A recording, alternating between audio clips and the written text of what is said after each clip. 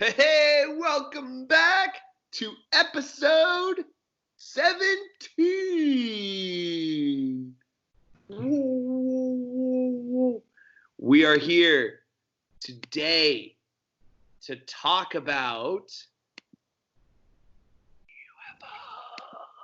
UFOs. Do you believe? Today's topic is the history of UFOs.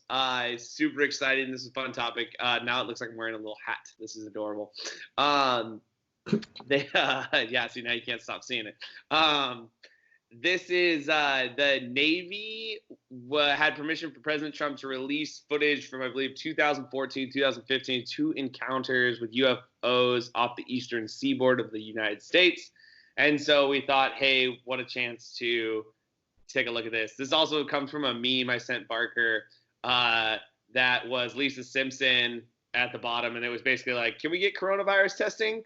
And it was like, U.S. government, look, UFOs. And it was Lisa Simpson holding up a sign that said, concentrate.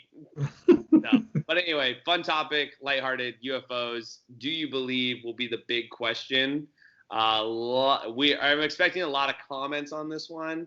And I asked Mr. Barker if I could put up 4 content behind it, and he said no. So, yes, this is our Thursday shenanigans. So, Barker, why don't you fire away? Go ahead. Well, if you didn't know, UFO stands for Unidentified Flying Object, and we limit it because there's also USOs, which is Unidentified Submerged Objects, which often become UFOs because they will fly out of the water or go from the sky to the water, back to the sky, all kinds of magical things that happen. So we talk about UFOs in the sense of like being associated with like little green men from space. Kind of comes from about the mid 1900s, kind of like the post World War II world, or about there, the 40s. But people have been writing about odd things in the sky, like all the way back to like ancient Egypt, and often, as the History Channel has told us so many times, they're not saying it's aliens, but it's aliens. Okay. Ancient, or he's over here. This guy in Ancient Aliens on the History Channel, not a free plug. They're not paying us. We don't get paid by anybody for doing these. These are all free. Yep. Like the worst charity ever. They're apparently in their 15th season, by the way. I don't know how. I really don't. I literally think that aliens have become, when you can't explain why something happens in history, you say it was aliens. So, like, for instance, the Mayans built pyramids. Yeah, aliens. Right? And you got the ones that are, I had a picture, but, the ones there in Egypt, they have pyramids. The only reason that there's pyramids in both places, because there's aliens that came and told them how to do it. We can't fathom is that they each could figure out a triangle. Yeah, there's this thing in history. It's called independent innovation, right? Just because people came up with the same solution to a problem doesn't mean that somebody stole it from somebody else, like the wheel or a pyramid. Or the fact that people could like look at the skies and like chart the rotation of like constellations. They're like, oh, there's no way people back then were that smart, and apparently we're all Bostonians. But and there's one of the other ones that I think is really kind of hard to explain are the Nazca lines. Oh yeah. Which are down, I want to say Peru, in the deserts of Peru. So this is a hummingbird. It's got a beak-like structure here above my head. And then you go down here to the body, and it's got these little wings, and then a little tail back there somewhere. It's hard this way. Anyway, it's got a tail back there. But the only way that these lines are visible to make these shapes, are to be viewed from hundreds of feet in the air, which, as far as we know so far to date, there was no technology to do so when these lines were created. So it asks the question, why would you make lines that are visible from the sky when nobody can see them? Could we make the same argument then, like the mound builders in like the Midwest United States? It's like the mounds that are shapes of like animals and stuff like that. Like serpents. Yeah, but they're attributed to the native culture. right? Like I assume these ones are, and so like that's kind of the big one. Well, So, people have suggested again that that's alien. It's aliens. Yeah. It's not aliens, but it's aliens. I'm not saying. But I mean, there's this thought that just because nobody could see it, maybe they believe they're deity, and it's hard because these are dead cultures. You know what I mean? That may not have enough written record that shows it. Where it could have been that they could have thought that they're deities that lived in the sky, looked down on them and could see it. It would make them happy. Yep. They also served irrigation purposes, I think, in the example of the Nazca lines. But I just think far too often now in human history, when we can't explain something, we go with his explanation. Well, it's also funny because, like, when you think about it, like when we couldn't explain something before this, it was God. And now it's alien.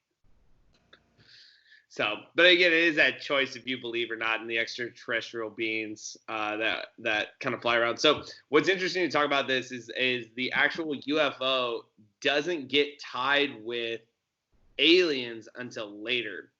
UFOs are just unidentified flying objects, and we see them like start to pop up, like Barker was saying, around World War II. But we have cases of people like looking for them in the sky. I mean, we can go back to the Roman Empire. We have cases of it in, the 1500s, the 1800s, and then all the way through the 19th and the 20th century, and even the 21st of these unidentified flying objects.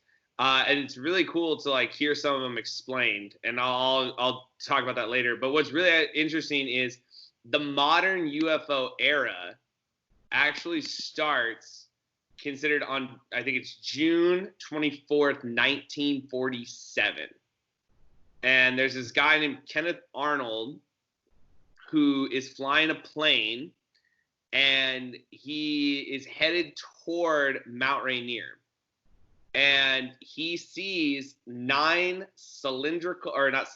disc-like objects that were shiny in a row fly from Mount Rainier to Mount Adams and go all the way across I want to say it was, let's see, he had the calculation to be, it was a 47-mile distance between the two mountains. And if it measured peak to peak, those discs that were traveling, they crossed that space in 1 minute and 42 seconds, which would suggest that they were traveling at 1,650 miles per hour, which is what he estimated about 1,700 miles per hour. But that's really where it comes into play. When he sees them, he like documents them and is like, oh man, like this is it, like da-da-da. But the thing about it is when you go do research on him, you find that he sees more aliens than any person. So you start to wonder a little bit. But yeah, he gets the credit for being like the first one. Like when you do the basic search for it, you'll find that a lot of it will say like 1947, like June, it'll be like Washington State. And it'll just be like Kenneth Arnold saw another one. But then the most famous one that actually gets us like our Area 51 connection, since we're going to start talking about aliens, is the Roswell crash. In 1947, in June, about 30 miles north of Roswell, New Mexico, it's actually said the Air Force collected debris and things from that crash that was supposed to be a flying saucer. Which again, saucer, if you don't know what an actual saucer is, I don't have a saucer here because nobody has saucers anymore. One above your head. Yeah, exactly. But saucers basically were things you place teacups on. And so they were I guess, I don't want to say cylindrical, they were circular. And yeah, and so that's where people started identifying. That actually comes from the 1800s when someone claimed they saw a disc-like thing, so they called it a saucer. Moving at, what was it, a very daring speed, I believe was the terminology from the time. Yeah, and it's interesting because there's always like documents of either like noises or objects in the sky. And I was reading a post on the Scientific American today, because what's more scientific or American than the Scientific American? Science and patriotism. But it was a scientist from, I can't remember what college he was at, but he goes, the reason that you're not seeing a bunch of academic scientists like jumping on the bandwagon, he goes, because he was like an astro like biologist or something. So people who look at like distant planets and try and judge whether their atmospheres could support life and things of that nature. And he says it's very possible that there's other life forms in the galaxy. He goes, are they coming to the Earth and zipping around in these disks and doing all this stuff? He goes, that's very improbable. And he goes, the other problem is that for scientists, to prove something in science, it has to be replicatable and in like a controlled environment. And the nature of UFO sightings are anything but like controlled or replicatable. You know what I mean? It's just kind of a by chance encounter. You think about people that I was watching a zoologist today, who his whole mission right now is to find animals that people thought were extinct. And so they do this by placing trail cams in environments where they think these animals could potentially be.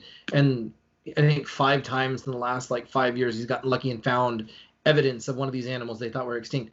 But how do you monitor the entire sky of the entire planet, you know, for these things? And a lot of it can be like they try and find explanations like, did somebody throw something across, you know, is it forced perspective where somebody threw something into the picture at the right time? Like there's a Japanese photo where it looks like there's a flying saucer and it looks like everybody's pointing up, and then somebody's like, well, could it be a hat? Did somebody just throw a hat at the right time and it just so happened somebody looked up and said, oh, a hat, and they take a picture, and then you think they're saying, oh, look, it's a UFO.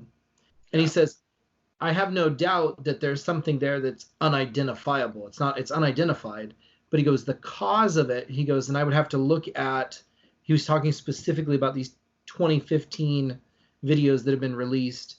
He goes, I would have to delve into the mechanics of the equipment being used by the Navy that are producing these images and try and figure out, is there some sort of, you know, like, is there any other kind of, is it some sort of like light deflection? You know, is there something at work or something going wrong with these machines that's causing them to think that there's something there when there's something that's not there? Which is interesting because when you listen to a lot of other encounters, it's often the opposite, where nothing shows up on radar, but they're, you know, pilots report something being behind them or around them, flying around with like lights and whatnot, where this is, it's verified by radar, you know, and they're tracking something on a monitor. Yeah. Well, and so that was the interesting part. So I have a picture of one of the Navy screenshots that's released from there. So you can see like that was the image they were looking at, the pilots were. But this was kind of a cool thing. So this is like to explain what's going on. I'm going to move out of the way so you guys can see it, which will be tough. But if you look at my screen, you can see like right about here, there's a little white floating thing. Yeah, I keep messing this up. And I don't know, but it's this phenomenon that's actually really cool. It's a mirage, and it's called, I'm going to say this wrong probably. It's like Fata Morgana.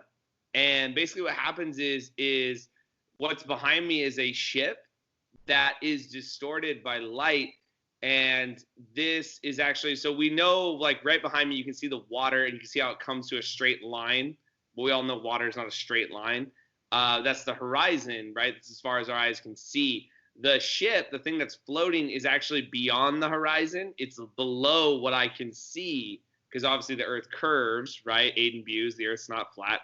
And so the Earth curves, and so this is like the way light's like playing a trick on us. So this looks like like there's some floating thing off in the distance, but that's not the case. It's just something that's beyond it. But again, and the other instance that people have talked about that have been cylindrical have been like clouds.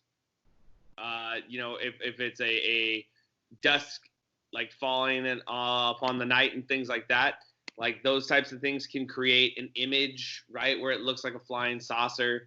And then the other one that people have said is military equipment. I mean, one of the first UFOs and things like that that people detected were actual like planes that people didn't know about, right? And government testing. Like, I'm a firm believer that at Area 51 is a bunch of high-tech government technology that they are using the alien cover to make sure that we don't actually know, what's there and what they're testing at the time. So, because they often say that it's, well, there wasn't technology at that time that could perform the maneuvers that were being seen.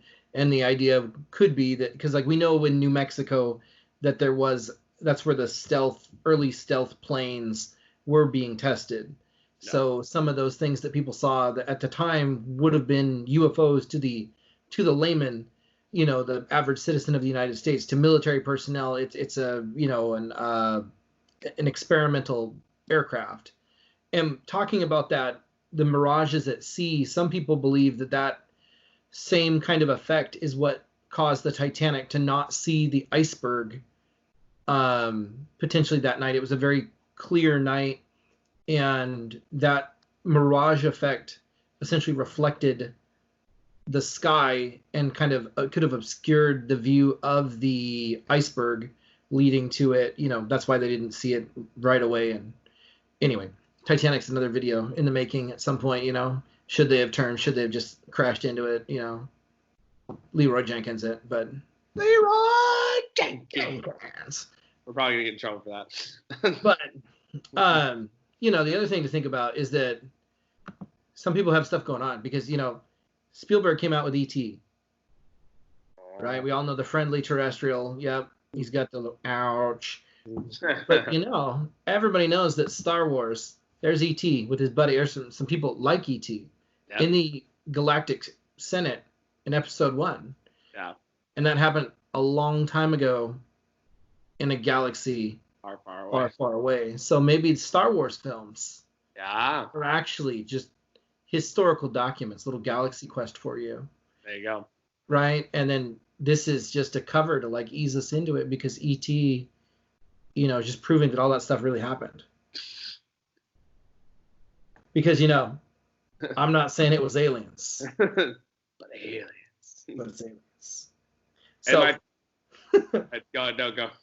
I mean, I personally think there could be stuff flying around. Do I think it's aliens? My aunt was married to a guy, and he loved all of this kind of stuff. And when they got divorced, all of his books ended up at my parents' house, and he never got them back. He never came back for them. So we had a lot of interesting reading material as children. I've read things where, essentially like aliens aren't space travelers, they're time travelers, or they're interdimensional travelers. All of these interesting theories that are supported by a sliver of science. A sliver. So you're saying Chris Stark wouldn't believe them? No, he would not. No. So I have to give them F-. If we're talking aliens, like we can't talk aliens without giving a shout out to Mr. Frost over at the high school. All I'm gonna say is a date, and I'll let you guys do your research. But Mr. Frost will tell you all about this. He told me about it, and I find it fascinating. And that is February 20th, 1954. And I'll give you a little more summation. I can't just be that cryptic because I'm too excited. But look up February 20th, 1954, President Dwight D. Eisenhower and aliens, and you'll see the connection. So this is a fun one to talk about. So yeah, we're not saying it's aliens, but it's aliens. And I guess I have to. Barker gave his spiel. I definitely think there's extraterrestrial life out there. I just don't see why they would waste our time with us. Like if they would wanted to enslave us, they would have done it already, because we wouldn't be able to keep up with the fact that they could travel light years when we are starting a space force that can go to the moon. So and everybody knows that if it does happen, the way we will defeat them is by communicating with Morse code. Because that's how it always happens in the movies. They take down the satellites, there's EMPs, and all we have is this basic staticky technology, and we use because apparently they can't understand that. Yeah. Traveled all the way across the galaxy. The best by far, I think, UFO movie. Oh shoot, it's a new one, newish one. What's it called? Give it a free plug here in a minute if I can find it. What's the premise? It's the one. It's got. Is it Pam? It might be Pam from The Office, and she plays a linguist, and they bring her in. Oh, it's not Pam, but yeah, I know which one you're talking about. Is that the one that's shoot? It's the one where like they have to go in and they talk, and the things are behind the glass wall. Yeah, and they're like cephalopod-looking things. Oh, what's the name of it?